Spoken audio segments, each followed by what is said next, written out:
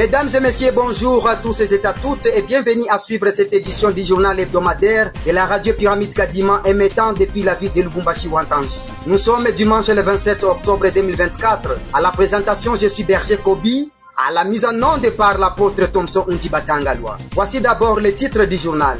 Les mésententes sont signalées entre chrétiens de différentes générations au sujet des lettres contradictoires entre la chefferie spirituelle et la représentation légale, nommant les nouveaux représentants des 8 provinces ecclésiastiques de l'Église universelle de Jésus-Christ la semaine dernière. Les chrétiens en colère dans la région de Fungurume ont manifesté contre leur berger causa la suspension de cette autorité religieuse sous l'ordonnance de la coordonnatrice pour établir un climat de paix au sein de cette entité religieuse. C'est dimanche le 27 octobre dans de différents cultes spéciaux à Kinshasa, à Kamituga et à Nyunzu dans la province du Tanganyika.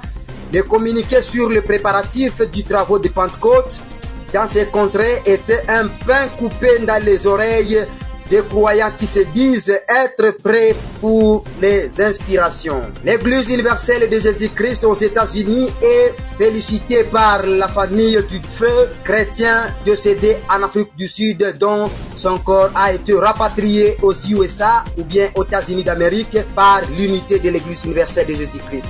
Dans cette édition, nous citerons par les nécrologies enregistrées la semaine dernière dans le studio de la radio Pyramide Kadima. Restez branchés, restez connectés et n'oubliez pas de vous abonner sur notre chaîne YouTube.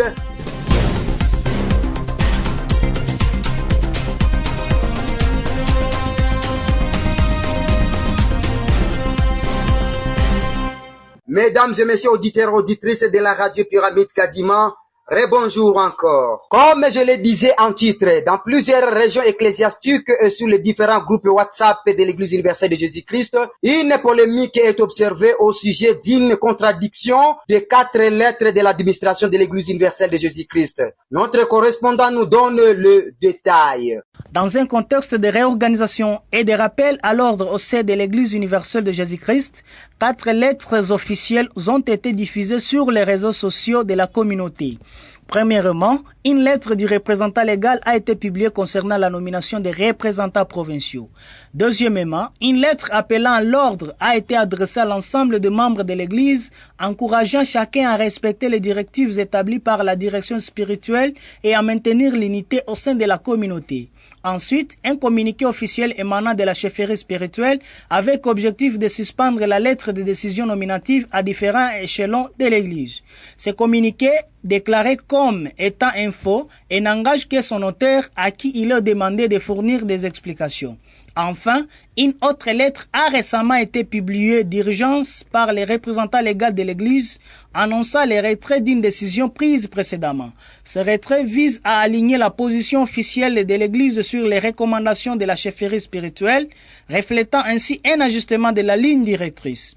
Au micro de notre confrère Thomson Unjibatangalwa, le représentant légal apôtre Armand Lokeka Okito a été interviewé. Papa Armand Lokeka Okito, bonjour. Merci papa, que Dieu te bénisse de m'avoir atteint. Vous êtes au micro de la radio Pyramide Kadima. Par rapport aux critiques, aux commentaires, certains chrétiens ont analysé que le bureau suprême vous a humilié, outragé et dégradé. Les autres ont remarqué que peut-être vous prenez des décisions sans respecter ni collaborer avec ton chapeau. Car dans ta lettre d'explication, un mécontentement a été présenté. Alors papa, vous, en tant que chef et représentant légal de l'Église universelle de Jésus-Christ, quelle est votre réaction comme message à la communauté EIGC face à cette situation? Par ta question, ta première que je voudrais répondre, je demande à tous mes frères et sœurs, mes papas et mamas, de pouvoir rester fermes dans la foi. Ce qui a été comme polémique dans les réseaux sociaux ne puisse pas froisser notre vouloir vivre ensemble, notre cohésion, notre unité, et que cette correspondance n'a été qu'une demande d'une mère envers son fils. Prenons que maman qui m'a écrit de me demander qu'est-ce que tu as mangé et que cela nécessitait une réponse d'un fils envers sa mère aussi, et c'est ce qui avait été fait. Il n'y a rien qui puisse nous déstabiliser dans l'amour que nous avons entre nous. Donc cela ne puisse pas décourager ou engager un débat sur le titre, les personnalités, les pouvoirs que nous détenons. Les titres, les personnalités, le pouvoir viennent de Dieu, et c'est Dieu, c'est pourquoi ils nous ont envoyés à côté de maman. Et nous suivons ces orientations tous les jours et nous suivrons ces orientations à chaque instant et nous répondrons à ces préoccupations en cas d'erreur ou de défaut. Donc, que ceci ne puisse pas scandaliser le membre, mes frères de l'Église, ceux qui veulent peut-être mettre la gestion de cette Église dans les scientifiques.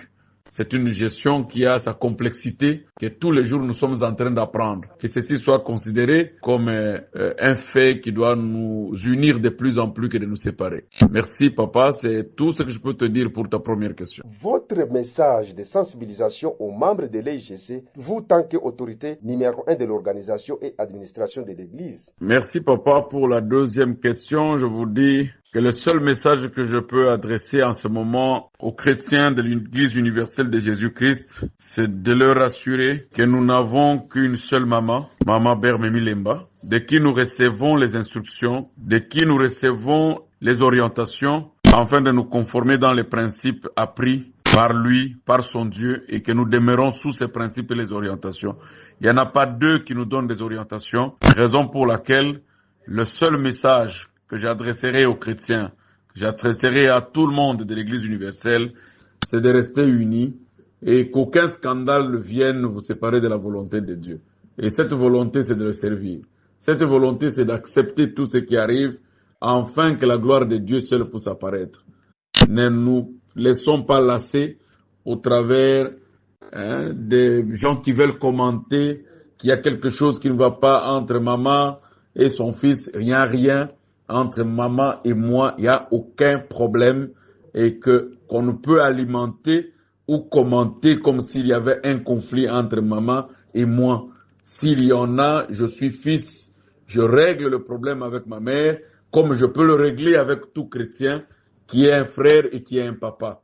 Donc il n'y a aucun problème et que les chrétiens de l'Église universelle continuent à discuter sur la parole et mettre cette histoire de correspondance à côté, puisque ce n'est pas à cela que notre foi fut fondée. Donc l'unité, la paix puisse régner dans l'Église. Il n'y a rien qui puisse nous séparer, sinon nous sommes tous dans le champ de l'Éternel pour travailler et que chacun puisse attendre son salaire.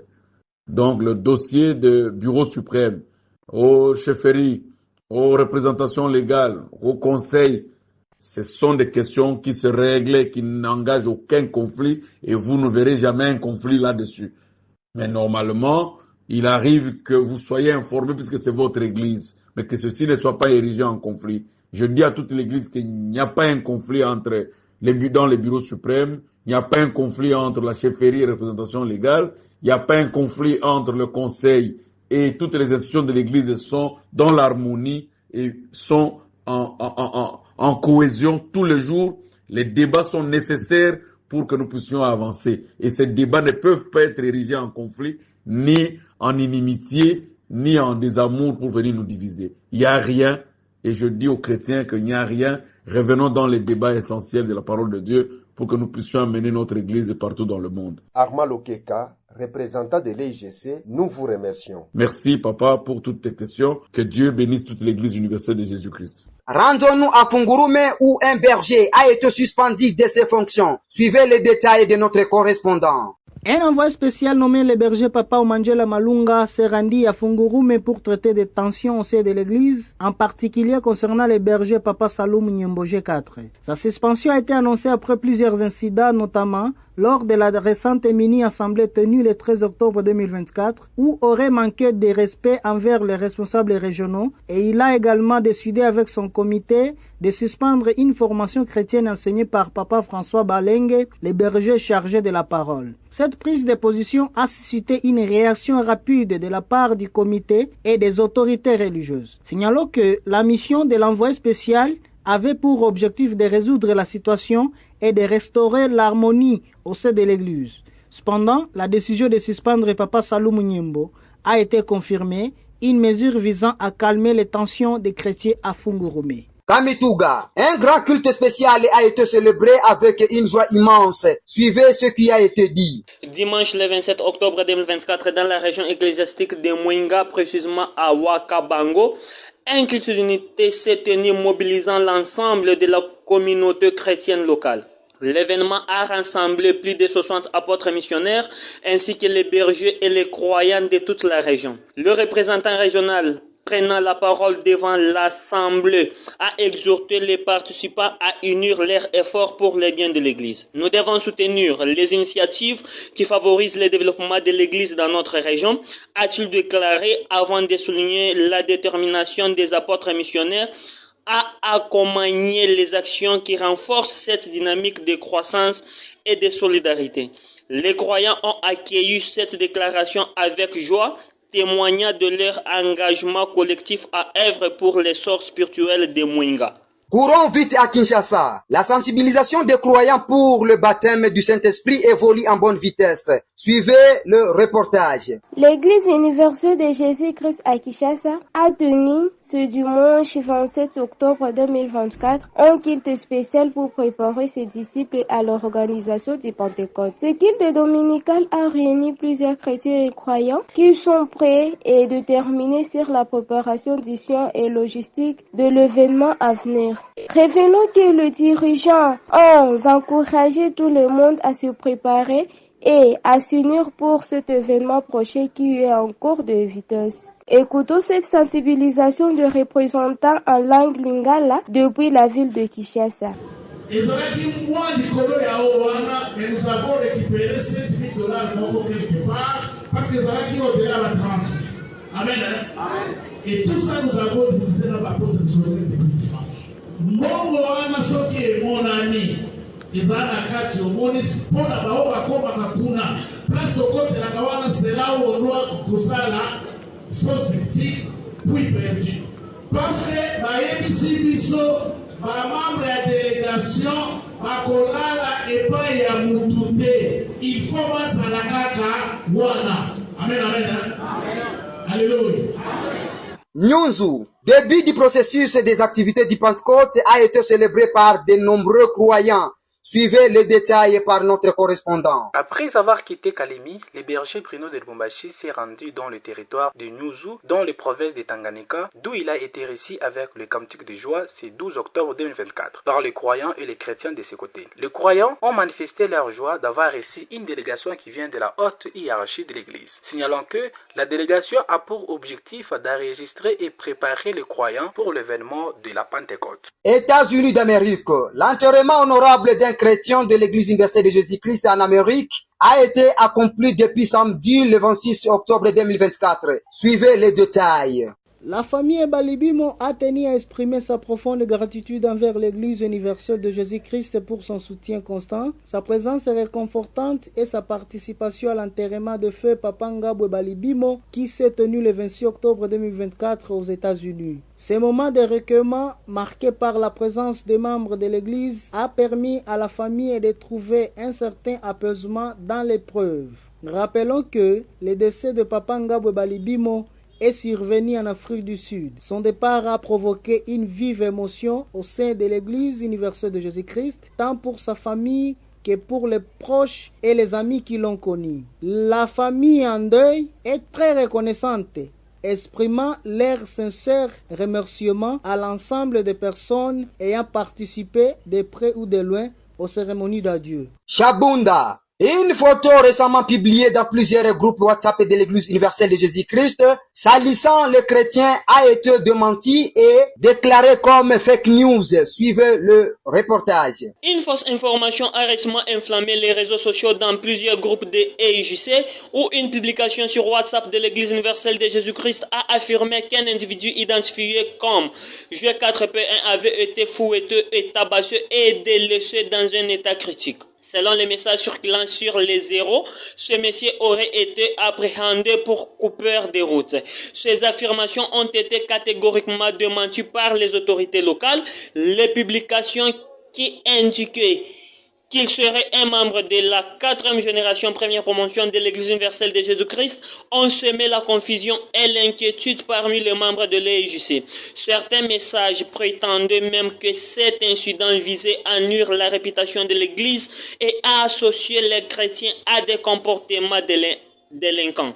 Les autorités de Chabunda ont confirmé qu'il s'agissait de fausses informations. Selon eux, l'individu incriminé dans la publication n'a pas de lien avec les groupes chrétiens concernés. Il semblerait même que l'image diffusée est ancienne. Elle ne correspond pas aux membres de l'EJC, mais plutôt à un autre visage utilisé pour tromper le public et porter atteinte à l'image de l'Église universelle de Jésus-Christ. Goma, la lettre de démission du berger Farai a causé beaucoup de discussions et de divergences dans la région ecclésiastique de Goma. Suivez le détail de notre correspondant. Dans la province du Nord Kivu, région de Goma, à sa qualité de berger chargé de la prière, Papa Faras Kassassé Michel a déposé ce dimanche 27 octobre 2024 une lettre de démission au poste de chargé de prière régional. Il nous laisse savoir que c'est pour ses raisons personnelles. Sur les mêmes informations, les chrétiens de la 4e génération première promotion réagissent sur cette situation. Indignés par le comportement désporté et diabolique de la part de nos aînés G3 et G4 qui par cupidité et animé par la mauvaise intention d'empêcher notre éclosion et croissance spirituelle en multipliant des échappatoires, des velléités à l'endroit de notre encadreur Papa Farah Michel, animé par l'esprit du diable afin d'anéantir l'œuvre de Dieu qu'il a placée dans chaque P1 comme des mages à l'époque de Jésus et a compris la grandeur que Dieu a placée dans ses enfants de la génération Kwatélé. De ceux qui précèdent, après réunion et délibération de tous les Kwatélé, ils se sont décidés ce qui suit. Jusqu'à nouvel ordre, les Kwatélé suspend leur participation à toutes les activités ecclésiastiques, prière 18, vendredi et quitte de dimanche. Exigeons à ce que la bergerie prenne ses responsabilités et remettre de l'ordre dans l'église. Exigeons une réunion avec tous les chefs afin de clarifier les responsabilités pour éviter tout différend ultérieur et réparer l'œuvre de Dieu. Notez bien, tant que le tort causé à l'endroit de Papa Farai ne sera pas réparé et remis dans ses droits, nous accepterons aucun compromis. Pour le Kwatélé, dans l'ensemble, merci. Courons vite dans la République du Burundi, précisément dans la capitale de Bujumbura. Un climat péjoratif a été constaté sur une tension autour des formations ou d'encadrement des nouveaux chrétiens. Suivez le message. Dans le contexte des événements récents liés à la génération de lumière vers les nations, G4.1, nous sommes à Bujumbura, en République du Burundi, où des tensions croissantes se font entendre concernant l'encadrement des nouveaux chrétiens. Il apparaît que les plaintes se multiplient à l'encontre du berger Crispin Matayabo, surnommé Papa Kiri, sur les réseaux sociaux. On rapporte qu'il a annoncé ce dimanche le 27 octobre 2024 la suspension de toutes les sessions ou sites de formation sans explication claire. Des sources indiquent que le pasteur a pris cette décision unilatéralement sans consulter les représentants ou les ex-apôtres impliqués dans les programmes. D'autres informations suggèrent que certains responsables de la formation sur différents sites ont été découverts en train d'enseigner et de recommander des contenus contraires aux directives établies par le pasteur. Face à cette situation, les chrétiens de la première promotion expriment leur mécontentement et appellent la haute hiérarchie à enquêter sur ces problèmes qui ressemblent de plus en plus à une mer rouge menaçant de les submerger dans leur nouvelle vie de foi. D'autres développements sont à prévoir la semaine prochaine. Terminons notre journal par des infos nécrologiques. La radio Pyramide Kadima a enregistré les décès de 2 chrétiens dans cette semaine écoulée. Il s'agissait de Mama Fouraha Chabani, G4 et JC Goma, Papa Charles, P1 et JC Lubumbashi. Disons tous ensemble dans une minute de silence, repose en paix les âmes des oins de Dieu. Auditeurs, auditrices de la radio Pyramide Kadima, c'est par ici que nous arrivons au terme de notre journal de ce dimanche le 27 octobre 2024. À la présentation, c'était Berger Kobi et à la technique par l'apôtre Thomson Undi Batangalwa depuis les studios de la radio Pyramide Kadima à Lubumbashi, Wantanchi. Mes sincères félicitations et salutations à tous ces états, toutes croyants et chrétiens qui nous captent dans les différents 4 coins du monde. Bujumbura, Tanzanie, Angola, États-Unis d'Amérique, Allemagne, Chine et pourquoi pas dans les extrémités de la terre. Merci beaucoup de nous avoir suivis et n'oubliez pas de partager les liens de notre chaîne YouTube et vous abonner massivement et suivre notre chaîne WhatsApp reconnue au même nom de la radio Pyramide Kadima. Merci beaucoup et à nous revoir et à bientôt. Hapo miongoni mwa watu mupo ufalume wa Mungu, mupo ufalume wa watu, vita kubwa ujirika mu watu, hivyo hivyo mupo Goliati na Daudi, hivyo hivyo mupo Goliati na Daudi.